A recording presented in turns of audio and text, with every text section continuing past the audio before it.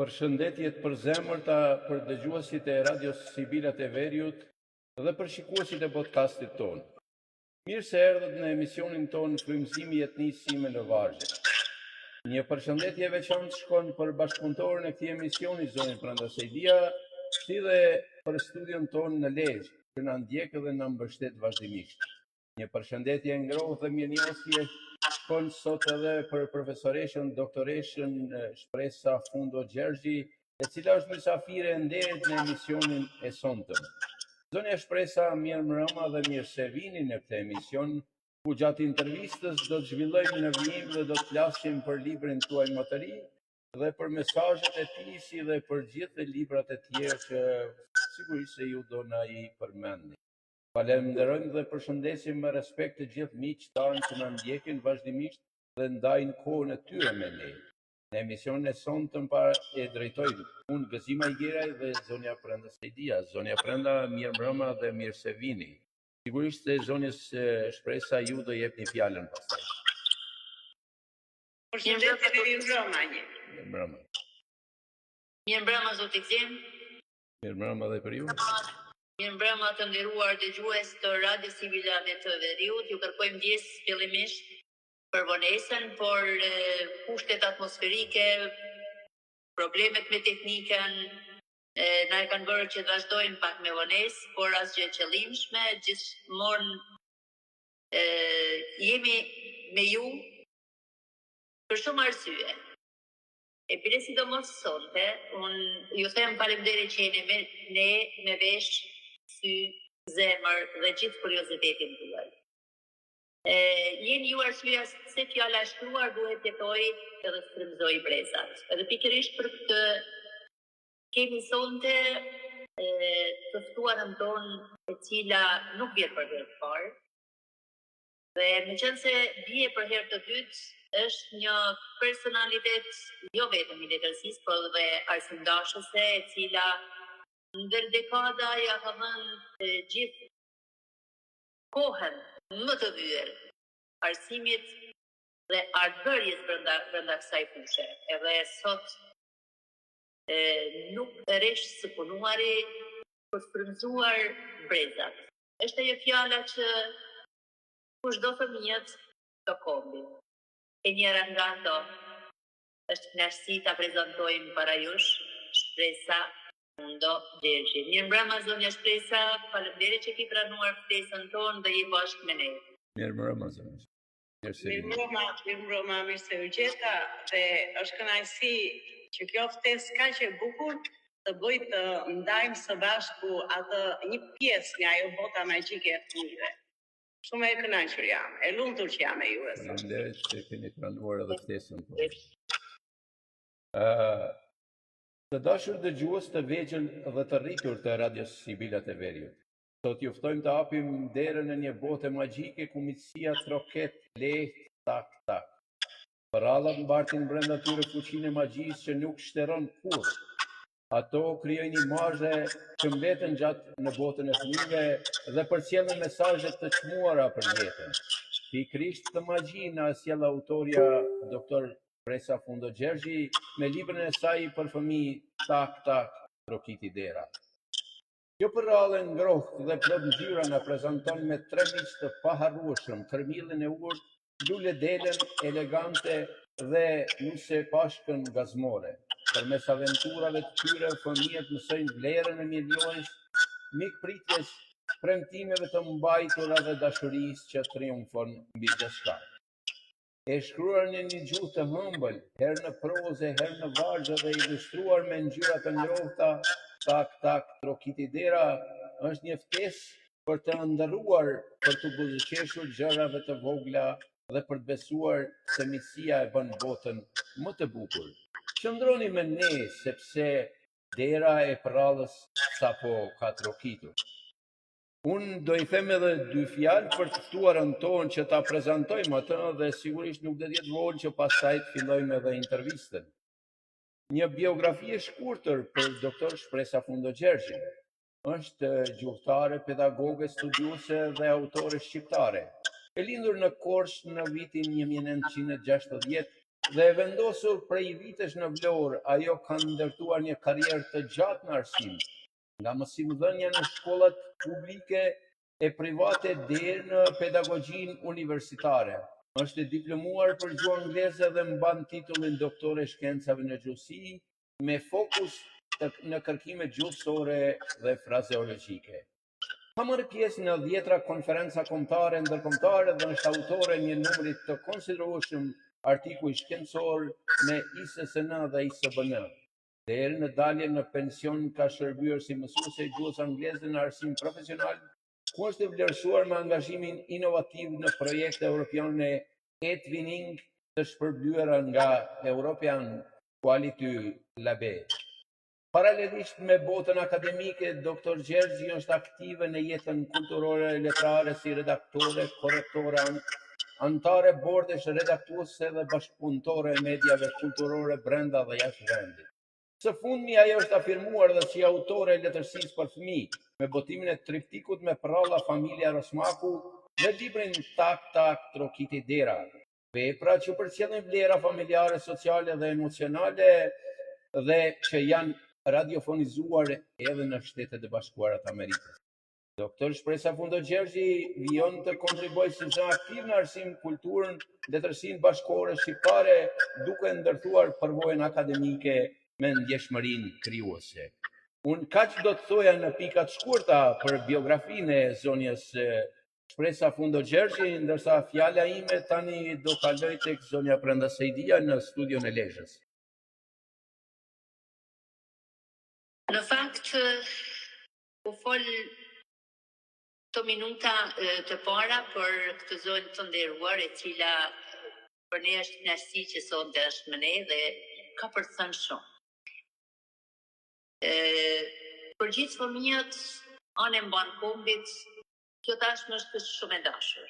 Jo vetëm përmes këtyre librave, por dhe zërit saj e cila në emisionet e radios BBC, në rast se jam me sakt, por për këtë radio të flasim më shumë zonja e cila është edhe moderatore, atje drejton dhe një emision për fëmijë, për radhat e gjyshes nëse nuk gabohem, por për ato gatime që unë mund të them, i rregullon me çon aty ku duhet. Pikërisht kjo shkrimtare e cila është bërë kaq e dashur për fëmijët, që vjen me tekste këngësh, dëgjohet edhe në YouTube, pra vetëm tekste këngësh, por është një zë melodios i cili futet në dejet e çdo fëmije, edhe të rriturit, se jo. I dëgjojmë shpesh dhe me ëndër. Zonja Shpresa, siç e tha dhe zoti Gzim më përpara, vitin që shkoi, erdhi me triptikun Familja Rosmakët. Unë jam shumë e kënaqur dhe nuk ridot pa e thënë se shpesh e kam parë në promovime, në shkolla, biblioteka,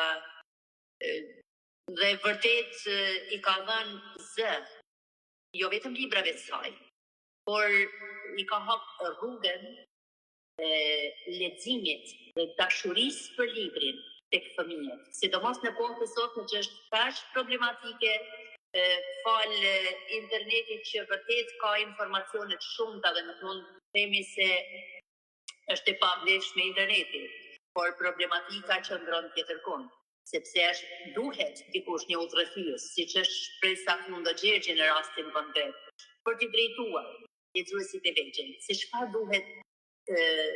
duhet lexojnë, ku duhet orientohen, pse duhet të shkojnë tek libri, pra pse libri duhet të vlerësohet dhe me të vërtet, pa libra nuk kemi jeni të qëndrueshme, se ato që ne i lexojmë në internetin e përditshëm është diçka kalimtare, do të një informacion tjetër, zë thënë këtë, nuk mbahet mend. Pra të gjitha këto, zonja Shpresa dalë nga dalë, do kemi durimin derisa të mbaroj gjithçka që ajo ka përgatitur për këtë podcast dhe sinqerisht e falenderojmë sërish. Por nuk i ka munguar si vjet edhe një eventi shumë të madh, siç është vita ose ditët java e librit në Tiranë, Ajo me atë triptikun e saj simbolik, ka qenë në Pallatin e Kongreseve, ka dëshmuar veten për gjithë vlerat që mbartin librat dhe për gjithë shka që ne e kam pak nga pak të gjitha, presim zonën Shpresa të na flasi më gjatë. Zonja Shpresa pa dashur të kalojmë tek libri i ri, që do të na thuash pak edhe si ka ecur si ka qenë udhëtimi i familjes Rosmaku. Për gjatë vitit kaluar, unë e di që është prit shumë mirë, por ju që keni bërë gjithë ato udhëtim, keni udhëtuar në shkolla të ndryshme, siç e thash, promovime të ndryshme, pra çfarë mund të na thuash, sepse për mua mendoj që ka shumë vlerë. Jo vetëm për fëmijët, kjo vlen edhe për prindrit, që ata të dinë se ku ta kresojnë fëmijët e tyre. Është kënaqësi e veçantë që unë të flas për librat për fëmijë, sepse letësia për fëmijë sot më shumë se kur kërkon zëra të autorëve shqiptar autokton me origjinalitet shqiptar, me gjuhë shqipe, me traditat tona, me kulturën tonë. Dhe është kënaqësi e madhe që unë sot jam pranjush për këtë gjë. Faleminderit që e para e shikoj mision në veten time, që tek fëmia duhet të shkojë libri.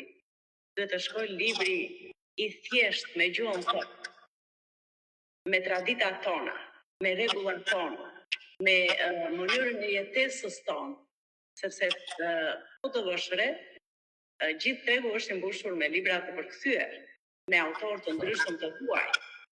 Jo se janë përqinj, nuk bëj asnjë rezume të kësaj pune, por flas vetëm për mungesën e autorëve shqiptar nëpër librarit tona.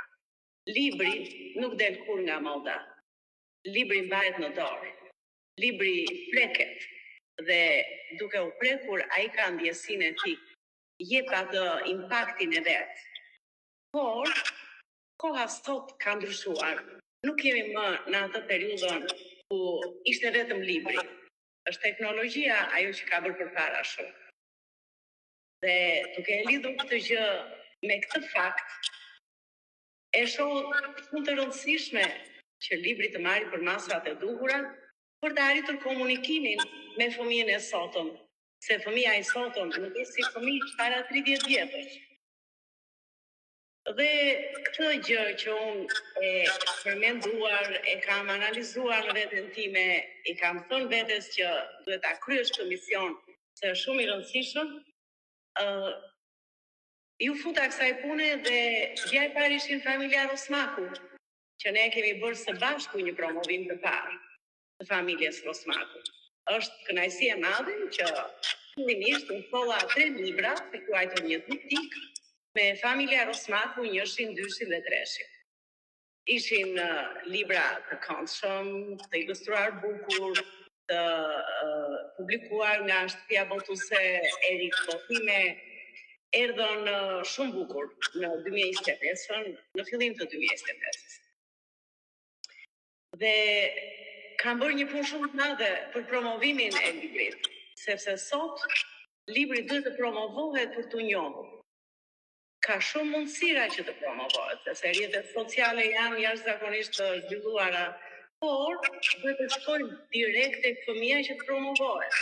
Dhe promovimi i madh që u bën në qytetin e Vlorës, në sallën e teatrit të Kukullave, ishim mbi 100 e ca fëmijë dhe aty ne promovuam edhe të ilustruar, edhe me biseda, edhe shpërndam me lojra. Do të u bëj promovim shumë i bukur dhe fëmijët morën libra plot. E përqen librin, filluan të dërgojnë edhe mesazhe prindrit e tyre, komente për libri është i bukur, ka një gjuhë të thjeshtë për fëmijët, ecim bashkë. Ndërkohë që duheshin hapa të tjera për librin Familja Rosmaku, nëpër kopshte, nëpër shkollat fillore. Kemi bërë një punë madhe duke vajtur edhe në bibliotekën e qytetit. Libri u bë i njohur aq shumë sa mua ma kërkoni, ma dërgo librin, ma dërgo dhe librat ju, vetëm që është shpërndan këtu, po librat ikën edhe në New York. E përshëndes ambasadoren zonjën Drita Gjongecaj, ajo mori falas një pjesë të mirë të librave për shkollën shtype nane. Libri Familja Rosmaku më nxiti mua që më pas të bëja diçka tjetër. Dhe erdhi shumë natyshëm, me ato statusin e gjyshes që unë vazhdoj të jem në korrent me fëmijët e vegjël që kam atë mbesë në shtëpi, që e kam shumë të ëmbël dhe më kënaqe, më nxit për të gjëra. Vazhdoj shkruaj dhe tak trokiti dera erdhi si paralajmërim që shpresa, ti duhet të bësh diçka në lidhje me kulturën tonë, me traditat tona. Dhe ne e kemi vënë në re që nuk na trokasin më miqt, shokët, afërmit në shtëpi, vetëm një telefonat dhe shkojmë te kafja, ka humbur ajo tradita e ardhjes së njerëzve. Duhet më shumë të kemi dashuri me njëri tjetrin, jemi ftohur, po humbasin traditat dhe kjo tak trokiti dera ishte tamam si një pjesë e asaj tradite që ne duam të mos na humbasi. Libri është jashtëzakonisht i këndshëm, ka një ilustrim të jashtëzakonshëm, ka ardhur si botim nga Erik Botime, e përshëndes zonjën Dëshira Sheu. Faleminderit, zonja Prenda që zonja Presa që prezentoni, mundësisht më në mes të mbani fotografinë e librit që ta kemi në monitor. Faleminderit shumë. Është një libër me ilustrime të bukura shumë.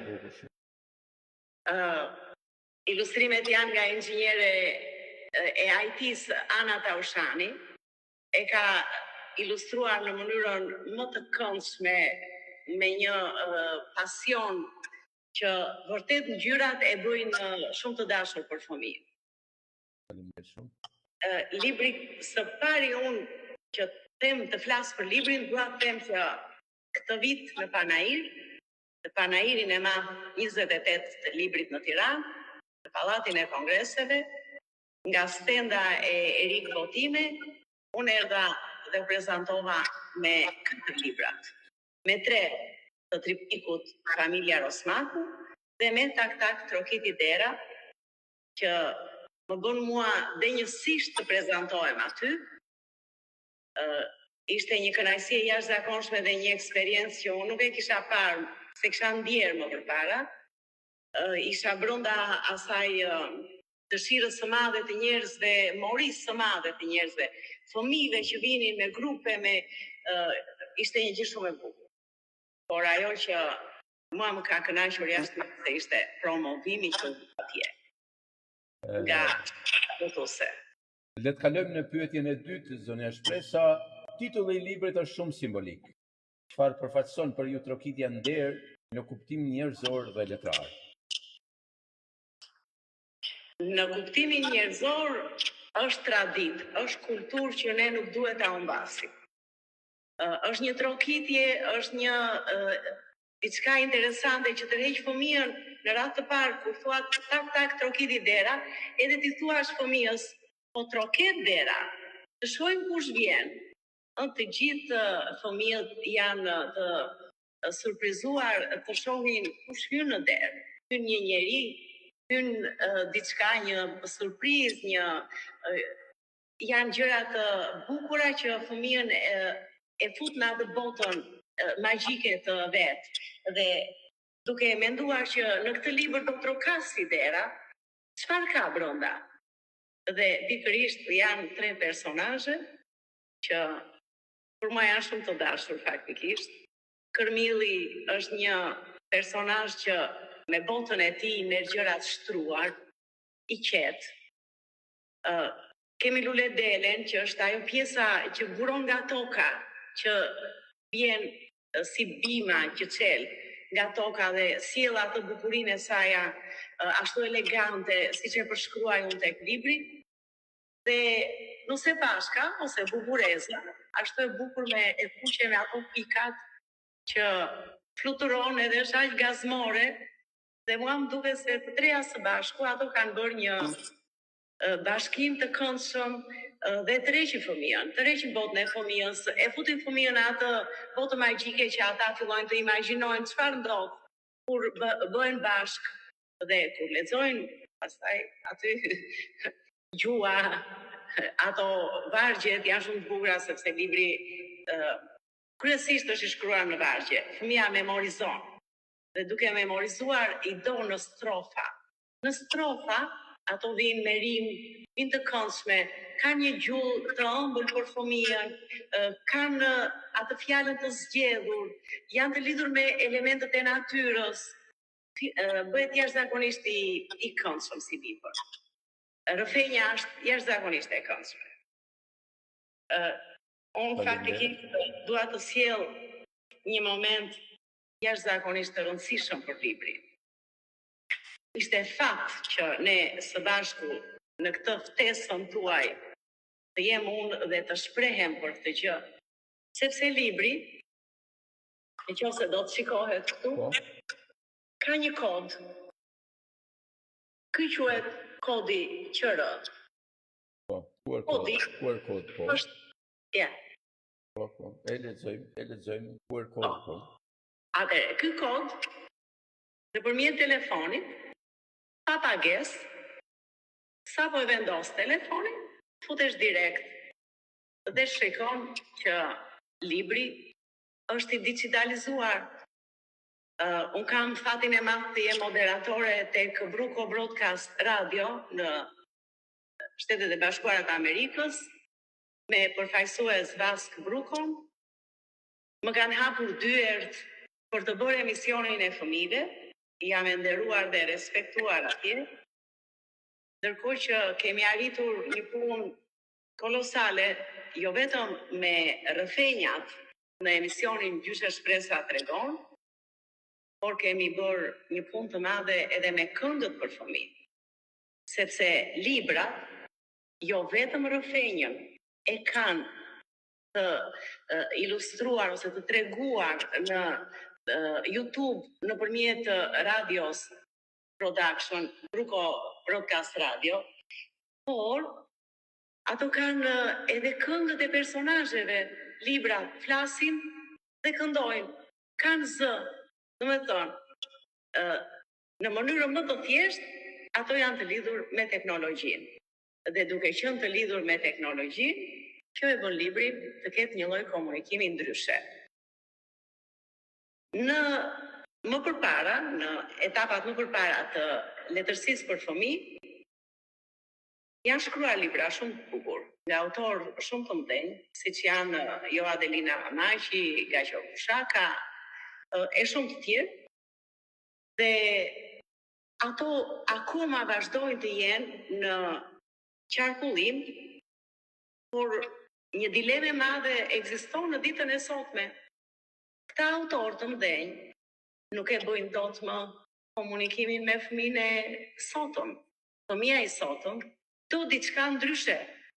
Do diçka që të jetë ndryshe nga ajo kohë. Jo të jetë rutinë, vetëm një libër i thjeshtë, por të gjitha elementet e librit e bëjnë komunikimin me fëmijën e sotëm. Dhe duke patur dhe elementin teknologjik, për ta vendosur teknologjinë prioritet në edukimin e fëmijëve, e bën librin me vlerë, i jep një lloj është i çmuar në duart e fëmijëve. Është kodi është si një bizhu e çmuar për këtë libër. Dhe këtë gjë e mbajnë vetëm librat e mi. Kjo gjë ka ndodhur vetëm me librat e mi, sepse vetëm unë jam moderatorja tek Bruco Broadcast Radio dhe që jap të gjithë emisionin me rrëfenjat e mia dhe ndërkohë dhe librat janë aty të ilustruar. Si zgjodhet pikërisht Kërmillin, Lule Delën dhe Nuse Pashkën si personazhe kryesore të kësaj rrallë dhe a mbahet secili personazh një tipar veçantë karakterit njerëzor dhe cilin prej tyre ndjeni më afër vetes? Ishte shumë e bukur kjo për të qenë më hapur vetes. Faktikisht, personazhet, pavarësisht se është Kërmilli, Lule Delia dhe Nuse Pashka, në libër sillen sikur kanë karakteristika njerëzore. Ata trokasin tek njëri tjetri, bujtin te njëri tjetri, priten me ngrohtësi, përçojnë mesazhe të dashurisë, të mirënjohjes, të mikpritjes, të marrëdhënies reciproke, të dashurisë për natyrën. I përçojnë shumë bukur në libër këto mesazhe, por kanë karakteristikat e veçanta dhe bëjnë ato distancat, ato diferencat e tyre. Patjetër që Kërmilli është zgjedhur si diçka i qetë, i duruar, e merr gjithçka e merr ngadalë, por në botën e tij ai arrin ti përmbush ato kërkesa, pavarësisht që është ashtu i ngadalë, sepse dhe vetë fizionomia e të gjithë njerëzve është e ndryshme. Nuk mund të jetë njësoj. Dhe ndërkohë që unë i kam zgjedhur të ndryshëm për të treguar që ne jemi të ndryshëm, por jetojmë së bashku, kemi marrëdhënie të mirë, e pranojmë njëri tjetrin, pavarësisht se Kërmilli është i ngadalë, Nuse Pashka fluturon, vjen nga ajri, krijon një lloj kënaqësie, ka të bukurinë e saj të brisht, është lozonjare, ka një lloj, është gazmore në marrëdhënien që krijon. Madje, unë them edhe që zënvallen kur vjen tek njëri tjetri, sepse gëzimi është së bashku me dashurinë. Dhe Lule Delia nënkupton diçka më elegante, përkulet me dashamirësi përpara Kërmillit, ato petalet e bardha të saja, i shkund ëmbël për të dhënë atë ajrin e këndshëm. Dhe i gjithë libri është ilustruar me një gjuhë të jashtëzakonshme. Ka një gjuhë të zgjedhur që është aq e bukur për fëmijët, sa unë edhe vetë gëzohem shumë kur e lexoj dhe rilexoj shumë herë. Nëse unë do të lexoja diçka, por as ta lexosh ti do kam zgjedh çfarë të lexoj unë nga. Mirë, e pranoj. Zone Prand, nëse kam mundësi që të na lexoni recensionin për librin të rast. Pra, se ju ofruat. Faleminderit, por nuk po i gënjejmë fëmijët sepse tam po lexojmë diçka për ta. Po, atëherë është diçka tjetër. Ne kemi përgatitur edhe një recension, pra bashkë me zonën Prenda, dhe sigurisht se do të lexohet në fund. Po. Unë e kisha idenë për të dhënë ato karakteristikat, meqense më pyete për si janë ata personazhet e librit, edhe prandaj do të lexoj diçka të vogël, po s'ka problem, vazhdoni juve. Okej. Për shembull, ja do thosha për Kërmillin. Unë nis për udhë Kërmilli bujar, me hap të ngadalë dhe të shtruar, me Lule Delen elegante të bardhë, të drekonin, Nuse Pashka i kishte ftuar. Pra lidhen së bashku shumë. Shumë e bukur kjo. Jo miqës, nuk dua të zgjatem se do të flasësh, do t'i citosh vetë. Më bukur se ju, unë nuk i citoj, por me qënë se kisha nis do e... Syt i shkëlqenin dhe zemra fort i rikte, kur Nuse Pashka bukuroshe, profit e dera. Kërmilli butak, Lule Delia e udhishte, livadi nga zëllohej, me lule të kuqe dhe të verdha. Sa e ëmbël, shtëpia po u dukej, ajo e papërtuar e kishte pastruar dhe stolisur. Kështu bëjmë gjithë kur presim miq, apo jo?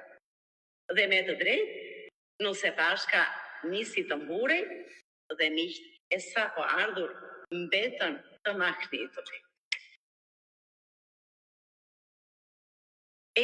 Ta shiknit sa bukur ajo i priti, ku do shtruar lule shtrydhe të kuqe. Një fest e vërtet me melodi shpirti, Kërmilli dhe Lule Delia ja nisën një valle e dyshe.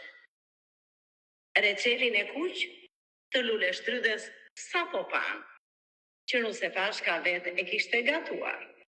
Ndërkohë këtu dua të ndaloj pak, unë jam ajo që bëj reçel dhe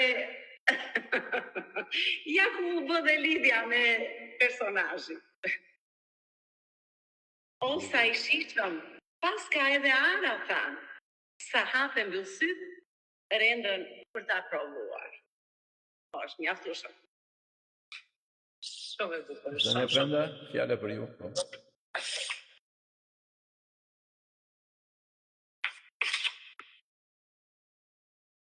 Faleminderit. Trokitja si metaforë e qenies, një lexim filozofik i përrallës. Tak, tak, trokiti dera, të shpret ka funda Gjergjit. Përralla si hapësirë ontologjike në thelbin e saj më të thellë, përralla nuk është thjesht një tregim për fëmijë. Ajo është një formë e hershme e filozofisë. Një mënyrë arkaike të menduarit mbi botën, jetën, dhe marrëdhëniet njerëzore. Libri Tik-tak, trokiti dera i autores Shpesa Funda Gjergji, vendoset pikërisht në këtë traditë të lashtë, ku fjala artistike përhetuar midis imagjinatës dhe kuptimit, midis lojës dhe së vërtetës. Që në titull, akti i trokitjes shfaqet si simbol universal. Të trokasësh do të thotë të kërkosh hyrje, të pranosh tjetrin, të hapësh kufit e vetvetes. Tik tak tak nuk është vetëm një tingull onomatopetik për fëmijë, është ritmi i marrëdhënieve njerëzore, pulsimi i komunikimit dhe i besimit. Dera si objekt metaforik shënjon pragun midis vetmisë dhe bashkësisë, midis natyrës brendshme dhe botës së jashtme. Në këtë kuptim, poezia e Gjergjit nuk ndërtohet mbi konfliktin klasik dramatik, por mbi harmoninë si vlerë morale.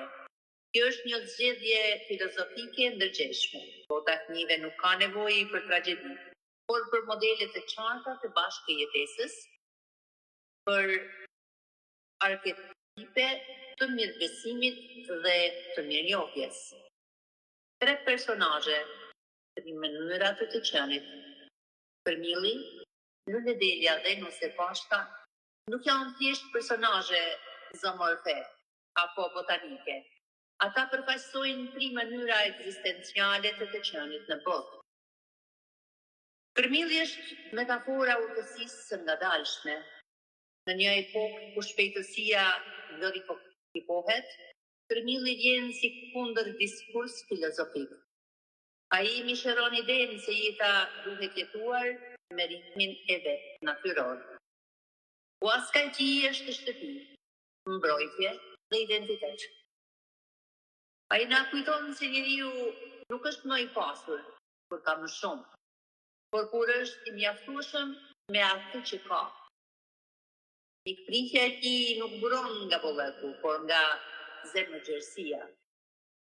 Lule Delia, me elegancën dhe delikatesën e saj, është simbolik i optimizmit dhe bukurisë së brendshme.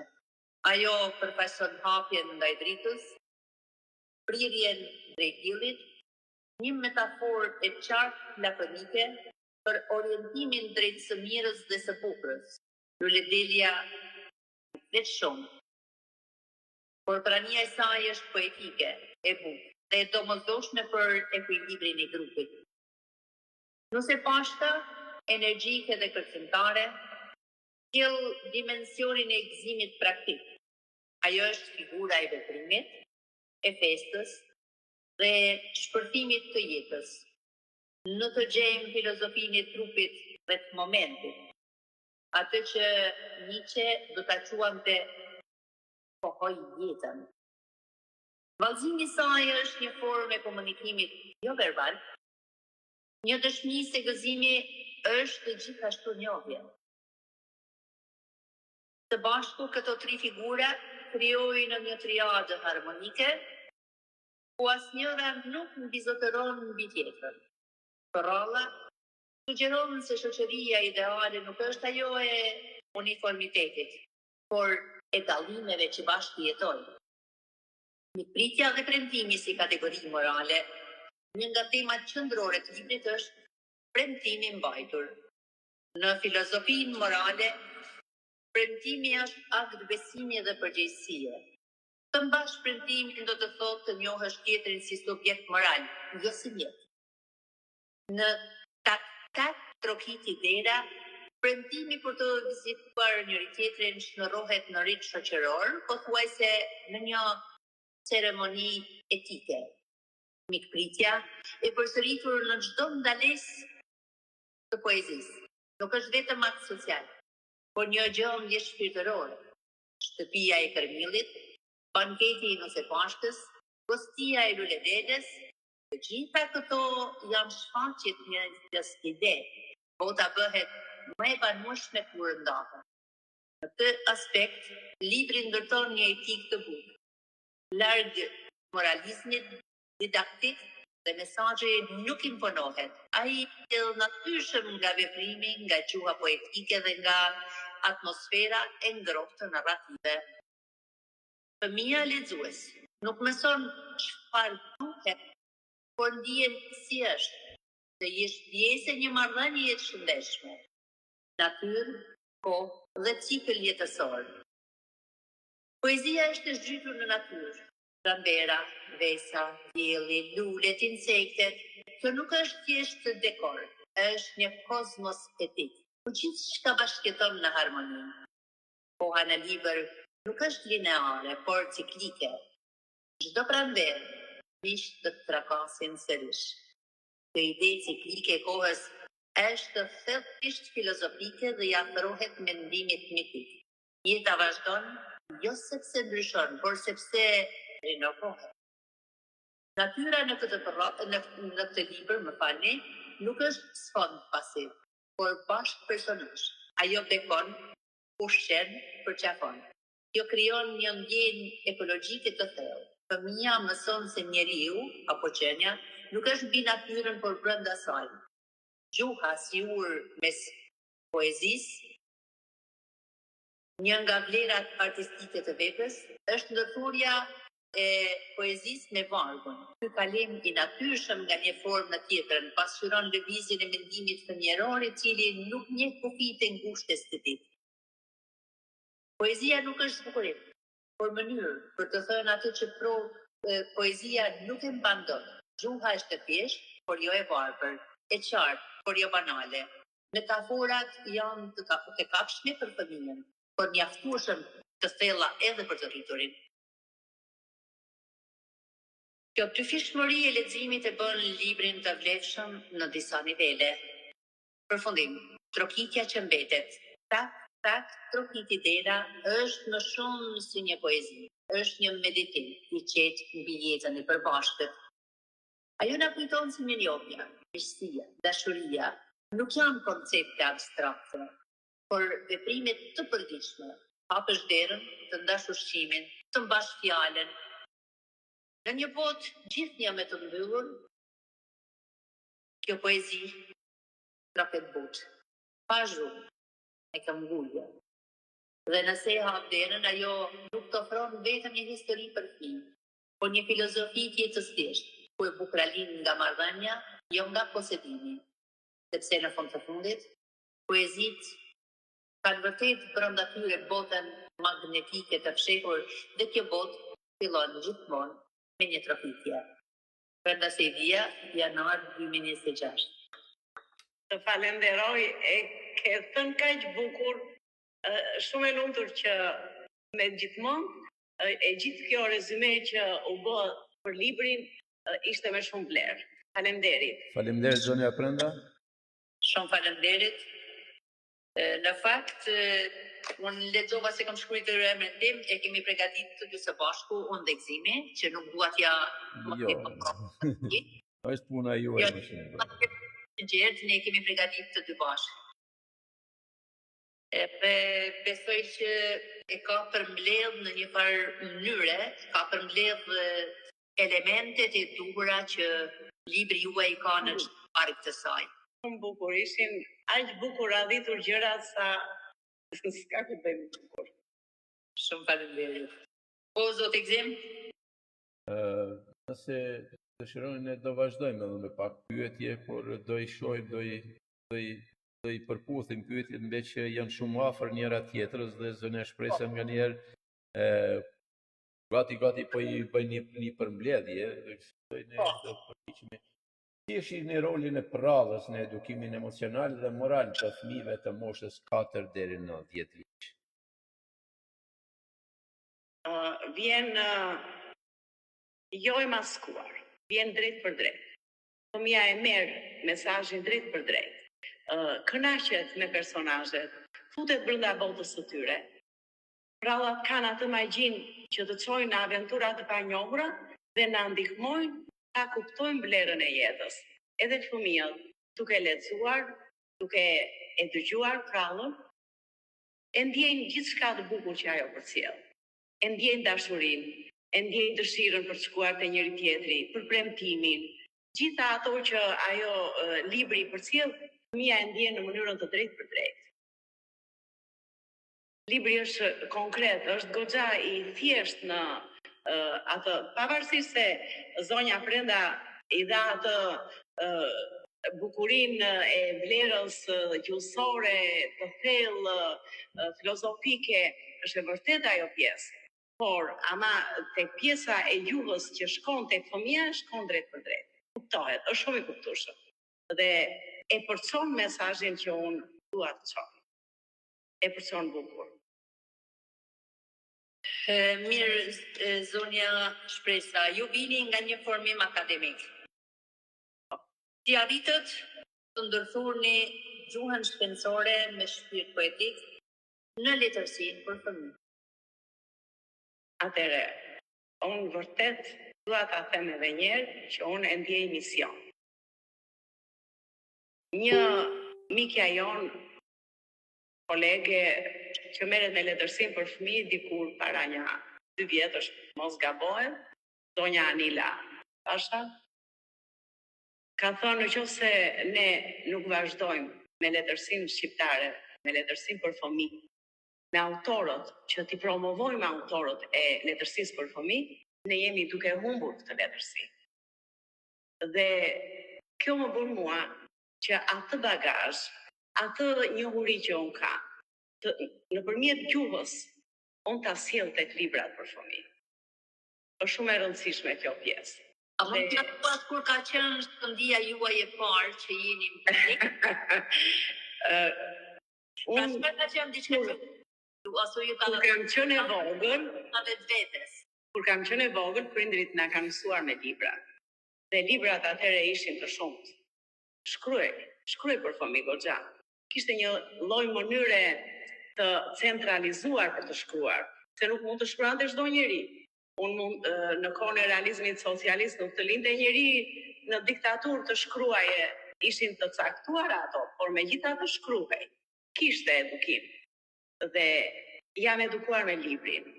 Ndërkohë që kur arriti statusi i gjyshes, vetë mënyra se si fëmia ta kërkojmë t'i tregojmë prallat, e mbajmë afër, të nxit ajo bota e ëmbël e fëmijës. Dhe thash po unë të gjithë këtë mundësi akademike ka më bukur se ta shpalos tek fëmijët, tek bota e fëmijëve, tek librat për fëmijë. Dhe megjithmonë, mua më ka kënaqur, më ka rilindur kjo pjesë.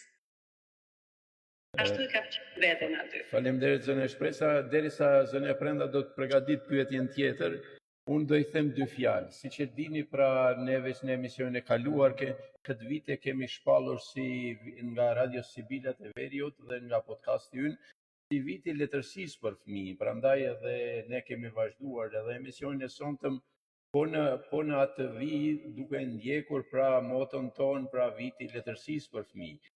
Ndaj këtu edhe shpesh ju kemi bërë edhe kërkesë krijuesve që t'i qasemi, sepse siç duket letërsia për fëmijë tani më kanë ngecur dhe krijuesit që kanë krijuar, siç e thatë ju, në kohën e realizmit socialist apo neve në Kosovë, që kishim në kohën e okupimit, Pra kanë qenë ajo pjesa e elitës së vjetër, të cilët kanë qenë në një formë edhe të cenzuruar.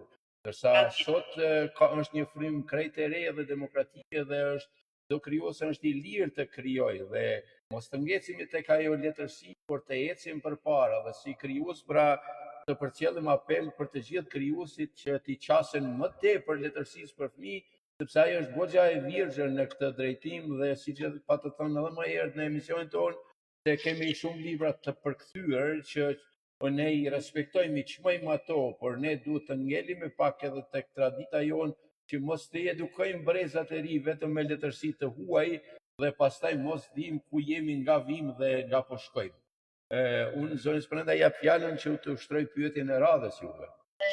Në fakt, para se të shkojmë tek pyetja e radhës, unë do flas edhe dy fjalë lidhur me çështja gëzimit.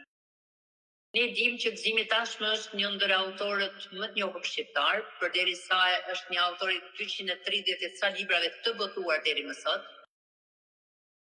Edhe libra për fëmijë, besoj që duhet të ketë diku tek 50 libra, sepse unë jam rreth shumë nga ato libra. Dhe më ka shumë mirë sepse ideja ka qenë e Gëzimit që ky vit të shpallet si viti i letërsisë për fëmijë në nga Radio Sibila të Veriut, me qenë se ky është shkrimtar për fëmijë. Njëkohësisht edhe unë kam filluar të shkruaj, i kam bërë 5 libra gati tashmë, dhe shumë shpejt do shohim dritën e botimit. Sigurisht po. Dhe zonja Shpresa, unë të falenderoj që ti ke qenë e para pas këtij lajmi, që ke shpreh dëshirën për të qenë në podcastin ton me këtë libër të mrekullueshëm për fëmijë, dhe ju nuk rreshni së shkruari e së botuari. Besoj që gjatë këtij viti do bëhemi një grup shkrimtarësh të cilët shkruajnë për fëmijë, meqense se është një shembull i shkëlqyer në Kosovë, një grup shkrimtarësh për fëmijë që titullohet Karvani, i shkrimtarëve për fëmijë, po. Dhe gjithashtu shkojnë në shumë shkolla të Kosovës për të promovuar librat e tyre dhe për të përquar mesazhet e tyre aty ku duhet, pasi dikush që din për këtë punë duhet të bëjë fëmijët ta duan librin, ta marrin në dorë, ta lexojnë, sepse vetëm në këtë formë ata pasurohen dhe janë të përgatitur për të ardhmen. Pra besoj që kjo që tham do kemi edhe raste të tjera për ta diskutuar edhe me ju dhe e madhe. Të shprehim dëshirën për të bashkuar kësaj liste. Sepse në fund të vitit normalisht do kemi një rezume se sa libra nga sa shkrimtar po shkruhen fiks ai problemi juaj që sa po trajtuat, sepse në vendin tonë nuk ka shkrimtar për fëmijë dhe po përkthehen nga libra shkrimtarëve nga librat e shkrimtarëve. Në një kohë që ne kemi shkrimtar tanë. Se mos të krijojmë nga duke krijuar mbi bukuritë natyrore të vendit tonë, mbi fëmijët tanë e gjithçka që ne na rrethon. Çfarë reagimesh keni marrë nga prindërit dhe fëmijët pas leximit të këtij libri? Dhe se letërsia për fëmijë vlerësohet sa duhet shoqërinë tonë sot. Në mos gabohem, para një muaj e gjysmë, 2 muajsh, unë isha në një konferencë ndërkombëtare nga Akademia e Shkencave në Tiranë, së bashku me profesoresh Shprez Delia, që është edhe redaktore e këtij libri. E përshëndes që këtu është mikja ime më e mirë. Ishim në këtë konferencë dhe kemi shpalosur të gjithë studimin ton për letërsinë për fëmijë në Shqipëri, duke bërë një lloj researchi në të tëra libraritë e pjesës së jugut dhe në Tiranë. Dhe vërtet është e dhimbshme që pjesa më e madhe e librave, ose mos them 99%, janë libra të përkthyer, ashtu siç thatë juve. Ndërkohë që dua të them në Panair u prezantuan libra për fëmijë këtë vit. Dhe siç e keni ju objektiv për librat për fëmijë, ashtu edhe vura re që kishte autor librash këtë vit në Panair. Përmend këtu Rovena Rozhan, autore e një libri mos gabohem për Fani kërkon diellin dhe libra të tjerë që u prezantuan aty. Dhe ishte kënaqësi e madhe që këtë vit i është vënë detyrë gjithë atyre që kanë mundësi të shkruajnë për fëmijë të bëjnë të realizojnë vepra për fëmijë. Dhe ishte një nismë shumë e bukur ajo e karvanit që thatë juve, tani e dëgjova. Unë do bashkoj me juve me kënaqësi më të madhe. E kënaqem shumë të jem pjesë. Është shumë e bukur që ne të shkojmë në për shkolla, të promovojmë librat, të japim fëmijëve ta prekin librin, ta shohin, ta duan, të ndikojmë në dashurinë për librin. Shumë e rëndësishme. Shumë faleminderit. Unë them me keqardhje na duhet të shkojmë në fund të emisionit pasi bateritë ikën gati. Unë do doja një këngë të vetme të paktën të librit nga Bruko, të jepet Po gjithsesi zonja Prenda mund të vazhdoni me pyetjet ju dhe pastaj për këngët, sepse ne çuditërisht programi të cilin kemi në radio nuk na lejon këngë. Pa problem. Librat kanë këngët e personazheve në YouTube nga Bruko Broadcast Radio. Pikërisht programi me YouTube-ën nuk e lejojnë. Pra, ato që janë në YouTube nuk na i lejojnë na fshin emisionin. E kuptoj, se radhën e parë që kemi patur emisionin janë futur këngë në mes të me ndalu. Edhe një gjë të fundit për projektet e mia. Po sigurisht se zonja Prenda ka ende pyetja, po jo zonja. Pyetjet dhe ju do ta bëni përmbylljen. Po. Çfarë mesazhi do të doni të mbetej në zemrat e fëmijëve pasi mbyll faqen e fundit të librit? E para, pas trokiti dera, a keni në mendje projekte të tjera letrare për fëmijë dhe në fund, çfarë do t'i thoshit prindërve dhe mësuesve për rëndësinë e leximit të përrallave dhe poezike sot? Është shumë e rëndësishme të them që mesazhi është që së bashku mund ta bëjmë botën më të bukur. Ku miqësia, dashuria dhe mbështetja reciproke i jep kuptim çdo dite. Gjëja e parë për librin. Në projektet e mia unë vazhdoj të shkruaj dhe ta tregoj. Ta them librin e radhës që vjen. Sepse ne promovojmë. Nuk e lë surprizë. Po deshet. Jam gati të nxjerr librin Shtëpiza mbi lule dele.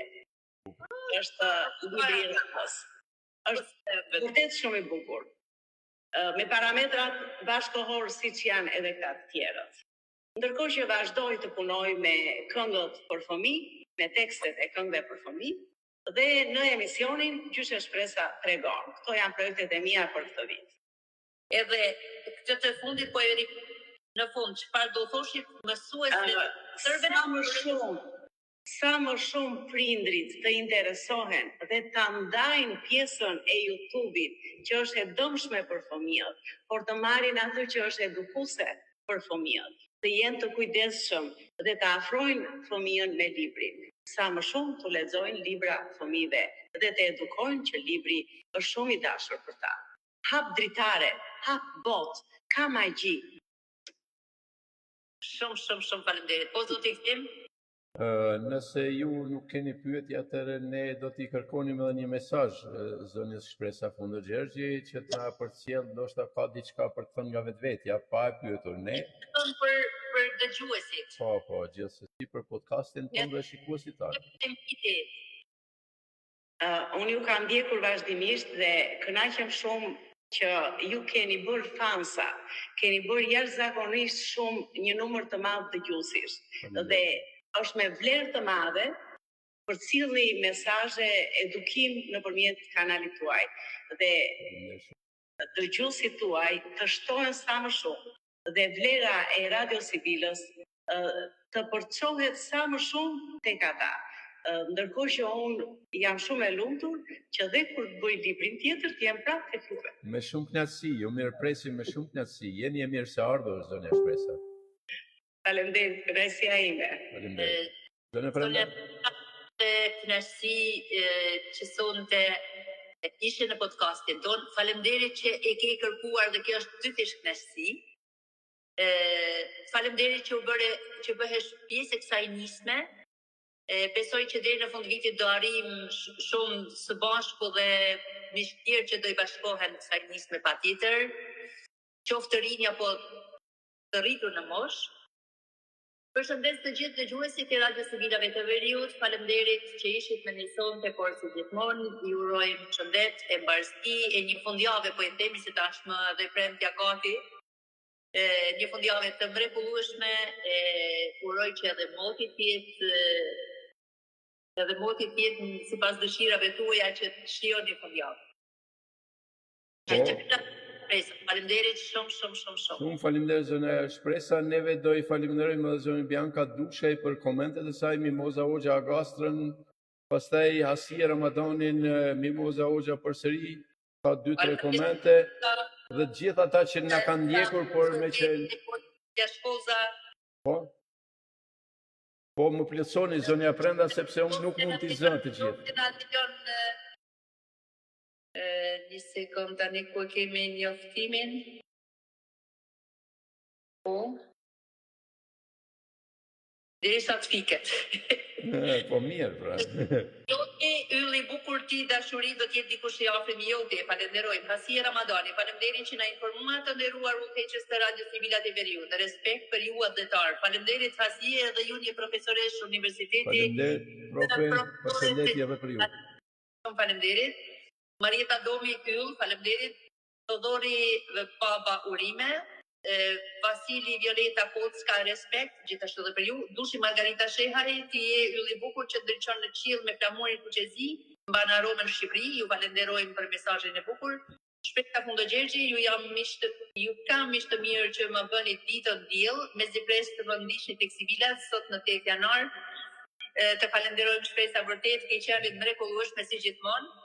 Respekt, Aleksandr Bellani ka dërguar një trëndafil. Aleksandr Bellani, sukses e fisnikja Shpresa, e falenderojmë. Gjulieta Myrtaj, gjithashtu, Sherife Malko, e përshëndesim. Violeta Kolli, Tatjana Haruni, Andrea Vata, Mariana Pema, urime tote, Liliana Ferzaj, urime suksese, Natasha Gjelili, respekt dhe sukseset me teshme, Shpresa urime. Lela Qejvani, suksese Shpresa, dhe Mjalba Shehu, urime e suksese. Ju falenderojmë miq për zemërsisht paqe të mira, shëndet e suksese. Faleminderit për kohën që jeni gjithmonë me ne. Gjithashtu, Zimangera Iliriana Ferzaj, Antigona Marko Lulashi, Hasia Ramadani, Sopër Tjetër Qoka, Shpresa Zovnaki, Trena Prendi, Sherife Ango, Miranda Trocidet, Bianca Dushaj, Betola Mithari, Dushi Margarita Shehaj, Melikusi, Al-Shehu, Irma Kurti, Lenka Jakupi, Ylki Shala, Alma Gjafaj, Dedio Pano, Sindi Peleka, Mondi Pano, Mirjeta Domi Kenani, Ariana Ruçaj Shkurti, Stavricini, Ali Demushi, Zhani Sulioti, Tatjana Haruni, Halil Kurriku, Vasil Violeta Kocka, Lela Qeviane, Babi Babi, Clara Plaka, Arianiani, Jana Qafaj Shegaj, Gjorgje Biti, Todori Baba, Lazar Gjergj, Selmani Qerken, Davut Islami, Kuqirete Goleni Balazi, Natasha Qelili, Aleksandr Bellani dhe Ajret Ninçara, ju falenderoj përzemërsisht për pëlqimet, për kohën që keni kushtuar Radio Sibilave të Veriut dhe plesimin që i keni dhënë të ftuares tonë, Shpresa Fundo Gjergji. Faleminderit. Zonja Shpresa, ju faleminderit për pjesëmarrjen në këtë emision, për kohën që keni ndarë me ne dhe dëgjuesit tanë, që u kërkojmë falje për vonesën, por sigurisht janë kushtet ato që na diktojnë neve. Ju faleminderit edhe një herë për kohën që ndahet dhe jeni të mirëseardhur në çdo kohë në emision tonë.